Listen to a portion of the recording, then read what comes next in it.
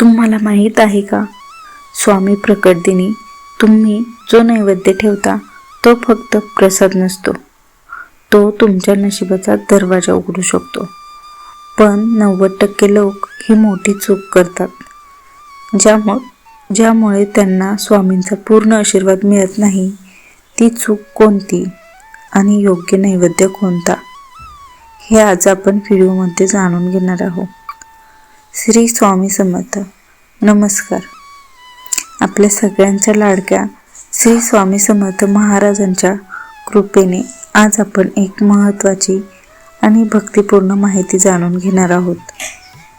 स्वामी प्रकट दिन हा दिवस अत्यंत पवित्र मानला जातो.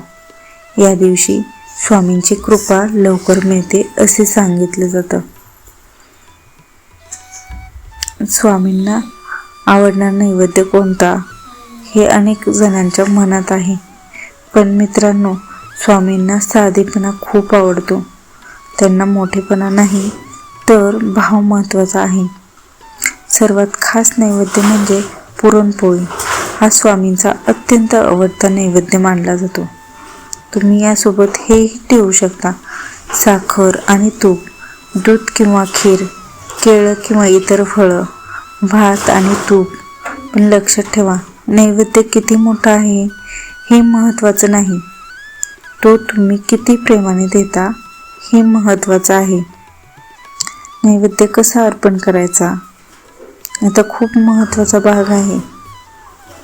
घर आणि देवघर स्वच्छ ठेवायचं. देवघरात दिवा लावायचा, स्वामींच्या फोटोसमोर पाणी ठेवायचं आणि नंतर नैवेद्य ठेवायचा आणि मनापासून जप करायचा: ओम श्री स्वामी समर्थ, किमान 21 ते 11 वेळा. नंतर स्वामींची आरती करायची. मित्रांनो, इथेच एक मोठी चूक होते. आपण नैवेद्य ठेवतो पण मन इतरत्र असतं: मोबाईल, काम, चिंता. पण स्वामींना फक्त एकच गोष्ट हवी असते: पूर्ण मनाने केलेली सेवा. जर मन एकाग्र नसेल तर नैवेद्य ठेवूनही त्याचा पूर्ण लाभ मिळत नाही. एक छोटासा अनुभव सांगते. एका भक्ताकडे काहीच नव्हतं. त्याने फक्त साखर आणि पाणी नैवेद्य म्हणून ठेवला. पण त्याने मनापासून प्रार्थना केली होती आणि काही दिवसात त्याचं अडलेलं काम पूर्ण झालं. त्याच्या आयुष्यात सकारात्मक बदल सुरू झाले. म्हणून म्हणतात, स्वामींना वस्तू नाही तर भाव महत्त्वाचा आहे. नैवेद्य ठेवताना हा मंत्र नक्की म्हणायचा: ओम श्री स्वामी समर्थ. किमान 21 वेळा तरी हा मंत्र जप तुमच्या घरात सकारात्मक ऊर्जा निर्माण करू शकतो. आणखी एक खास गोष्ट म्हणजे नैवेद्य ठेवून लगेच खाऊ नका. किमान 10 ते 15 मिनटं स्वामींसमोर नैवेद्य ठेवायचा.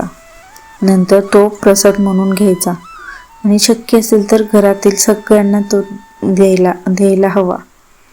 कधी आपण विचार करतो, स्वामी माझं ऐकत का नाहीत? पण स्वामी नेहमी ऐकत असतात. फक्त आपण त्यांच्याशी मनापासून जोडायला हवं असतं. म्हणून यावेळेस स्वामी प्रकट दिनी फक्त नैवेद्य ठेवू नका, मनाने स्वामींशी जोडा, श्रद्धेने प्रार्थना करा. तुम्हाला नक्कीच काहीतरी बदल जाणवेल. ज्यांना स्वामींवर विश्वास आहे त्यांनी कमेंटमध्ये नक्की लिहा श्री स्वामी समर्थ. आणि व्हिडिओ आवडला असेल तर एक लाईक करा आणि आपल्या चॅनलला सबस्क्राईब करा.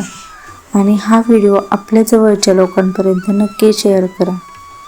धन्यवाद. श्री स्वामी समर्थ.